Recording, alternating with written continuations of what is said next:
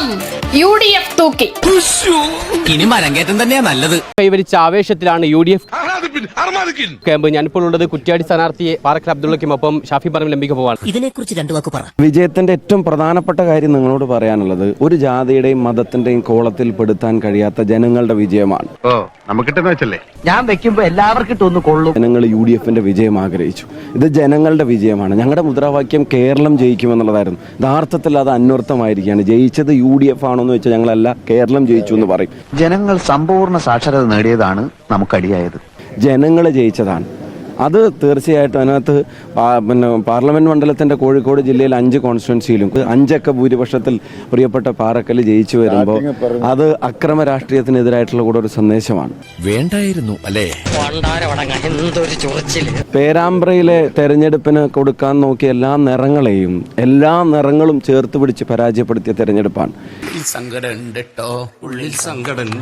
കൊയിലാണ്ടിയിലുണ്ടായിട്ടുള്ള ചരിത്ര വിജയം. കോൺഗ്രസിന് ഒരു MLA കോഴിക്കോട് ജില്ലയിൽ നിന്നുണ്ടായിട്ട് 2 പതിറ്റാണ്ട് കഴിഞ്ഞു.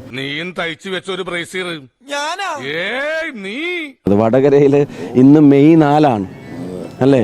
ഇന്ന് മെയ് 4 TPA രക്തസാക്ഷിയാക്കിയ ദിനത്തിൽ KK രമ എന്ന് പറയുന്ന സ്ഥാനാർത്ഥിയെ ചരിത്ര ഭൂരിപക്ഷത്തിലാണ് വടകരയുടെ മണ്ണിൽ ജയിച്ചിരിക്കുന്നത്. മുതലെടുക്കണേണ സജി. പയ്യന്നൂരിൽ രക്തസാക്ഷി കുടുംബങ്ങൾ പോലും ആർക്കാണ് വോട്ട് ചെയ്തത് എന്നുള്ളത് ഇപ്പോൾ നമ്മൾ നോക്കുമ്പോൾ കാണുന്നുണ്ട്. തളിപ്പറമ്പിലെ റിസൾട്ട്. അപ്പം ഇത് തൃക്കരിപ്പൂരിലെ സന്ദീപ് വാര്യരുടെ വിജയം. ഇതൊക്കെ എന്റെ തലയിലാവൂലോ. നിന്റെ കയ്യിലിരിപ്പതായിരുന്നല്ലോ. ജനങ്ങളുടെ എഫക്റ്റാ ഉണ്ടായത്. ജനങ്ങൾ നയിച്ച തെരഞ്ഞെടുപ്പാണ്. അവരായിരുന്നു സ്റ്റാർ ക്യാമ്പയിനേഴ്സ്. അവരുടേതാണ് വിജയം. പറഞ്ഞതുപോലെ ന്യൂനപക്ഷ ഏകീകരണം അടക്കമുള്ള ആരോപണം UDFനെതിരെ ഉണ്ടായിരുന്നു. അങ്ങനെ ഒരു ചിലരൊക്കെ പറഞ്ഞിരുന്നു. പറയേണ്ടവരോടൊക്കെ പറയാ, അറിയിക്കേണ്ടവരെയൊക്കെ അറിയിക്കുക. വീട്ടിൽ തന്നെ ഇരുന്നാ മതി. ഇനി പുറത്തോട്ടൊന്നും ഇറങ്ങാൻ നിൽക്കണ്ടാട്ടാ. സ്വാമിയെ നിന്നെ അങ്ങനെ അങ്ങ് പോയാലോ.